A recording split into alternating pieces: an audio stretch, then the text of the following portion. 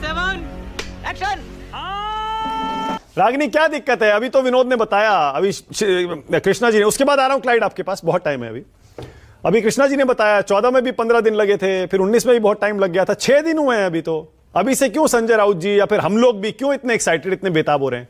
रागिनी देखिए, मानक अंग्रेजी की एक कहावत है, अ पिक्चर स्पीक्स 1000 वर्ड्स।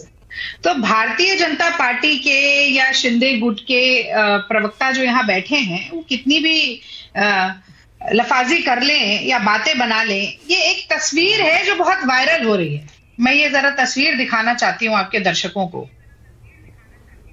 अब इस तस्वीर को देखकर मुझे लगता है ये बात बिल्कुल ही स्पष्ट, साफ, बहते पानी की तरह हो गई है कि खुशी कहां नजर आ रही है और मायूसी, हताशा, निराशा किसके पल्ले में आकर ठहर गई है। सही पकड़े हैं।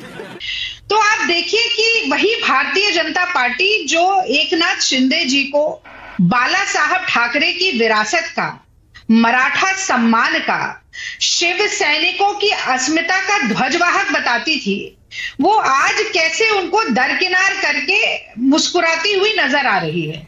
आज मजे की बात यह है, मानक, मैं शेयर करना चाहती हूं आपसे कि ये फोटो मैंने ट्वीट की और मैंने लिखा कि इस तस्वीर को देखकर मुझे दूध में पड़ी हुई मक्खी नजर आ रही है। और आप लोगों को क्या नजर आ रहा है, ये मैंने अपने ट्विटर के साथियों से पूछा। कैसे कैसे कमेंट्स आए वो मैं नहीं शेयर करूंगी, वो आपके दर्शक मेरी टाइमलाइन पर जाकर देख सकते हैं। लेकिन बड़े दुख की बात ये है कि जिस व्यक्ति के चेहरे पर आपने चुनाव लड़ा, जो मुख्यमंत्री था, मानक, मैं ऐसे डिबेट नहीं करूंगी इन महिला के साथ, मैं इनके बीच में बीच में ना बोल, थारे माथे पर लिखा है बीच में ना बोल। ना मैंने इनको रोका, ना टोका, ना इनके बीच में एक शब्द भी बोला। तो इतना सम्मान अपने फेलो पैनलिस्ट को दिखाएं, थोड़ी तमीज के साथ डिबेट करें। वन बाय वन, वरना मैं नहीं बोलूंगी, आप शाजिया को मौका दे दें, वो फिर बोलती रहेंगी। उन्हें हंसना, मुझे लगता है कि उनको हंसने की कोई बीमारी है। नहीं, पर्सनल मत करिए, नहीं छोड़िए ना, चलिए पर्सनल मत करिए,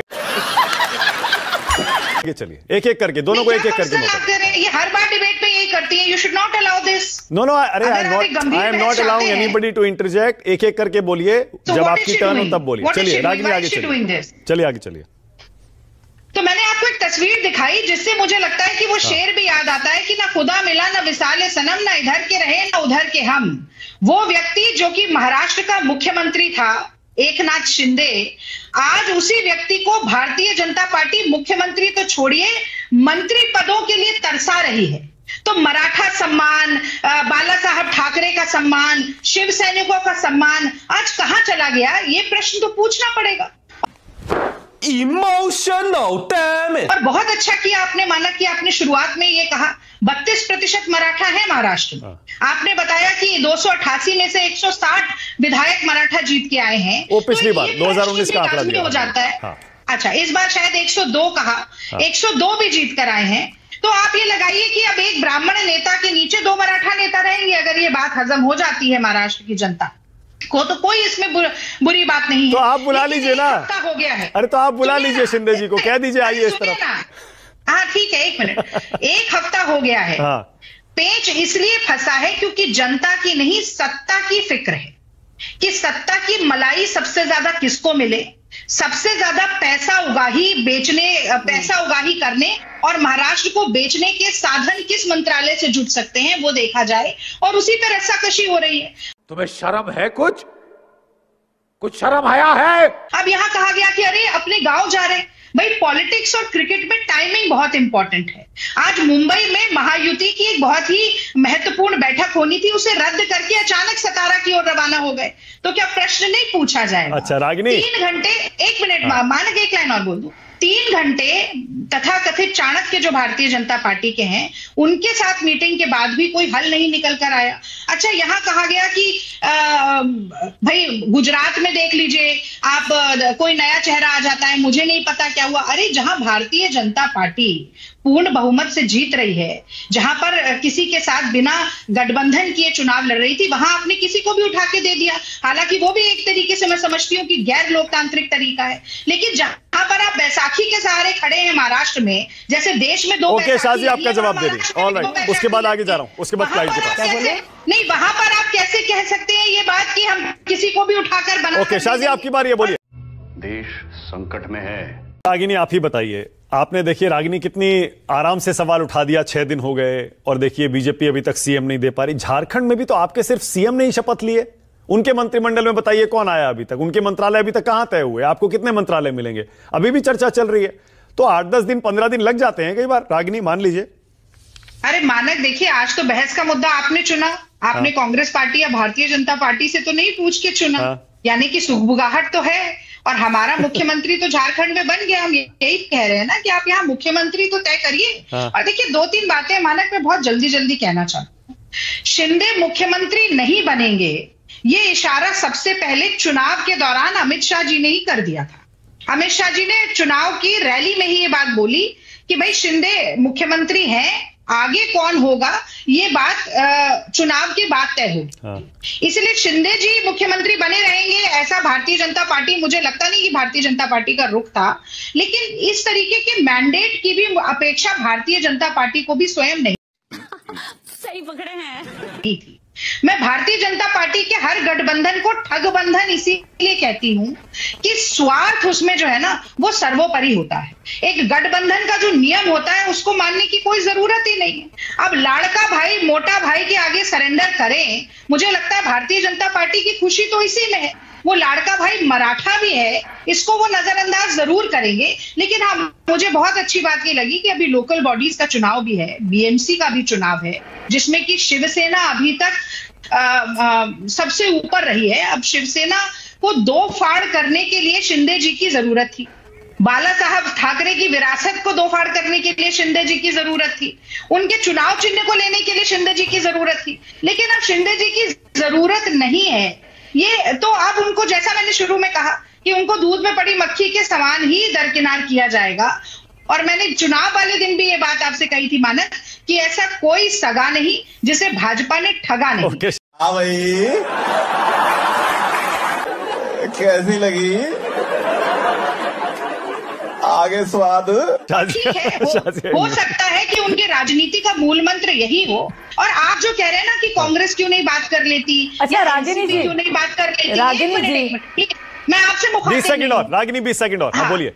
मानक, मुझे ऐसा लगता है कि हम जनता से मुखातिब हैं, हम जनता से कह रहे हैं, जनता के दरबार में अपना पक्ष रखना दिख रहा है वो तो का उत्तरदायित्व भी है और हमारा फर्ज भी है। और एक में इनका ये जो भाजपा की प्रवक्ता ने सवाल पूछा, बहुत अच्छी बात है। संविधान, क्या आपने इतनी अच्छी बात कह दी कि किसी को अंदाजा भी नहीं था कि आप ये कहेंगी। कमाल की बात कही है, इतनी यूनिक बात तो मैंने कभी सुनी नहीं। खैर रागिनी जी, अच्छा आप ये बताइए, आपने कितना विश्लेषण किया है। शाजिया 10 सेकंड और, रागिनी को 10 सेकंड और, शाजिया एक एक करके 10 सेकंड और, उसके बाद आप जवाब दीजिएगा। रागिनी 10 सेकंड और। आप कुछ भी बोलो, ये नहीं सुनने वाला। संविधान दिवस के दिन क्या कर रहे थे, ये कर रहे थे राहुल गांधी। संविधान दिवस के दिन ताल कटोरा स्टेडियम में हजारों, ओके शाजिया आपकी बारी है, बोलिए। तो संविधान की शाजिया और यहाँ से शुरू करिएगा, शाजिया यहाँ से शुरू करिएगा कि मराठा के पूरे कर रहे थे।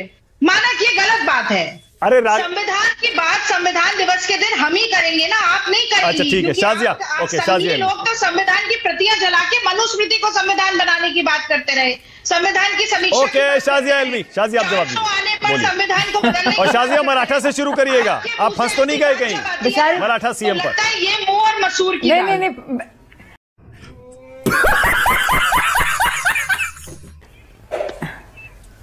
अच्छा हो गया आपका? हाँ बोलिए। मतलब ऐसा आप सैलाब शुरू होता है जब आप अपना मुंह खोलती हैं रागिनी जी, और मुझे बड़ी फिक्र हो रही है कि आप भाजपा आने की तो नहीं सोच रही हैं।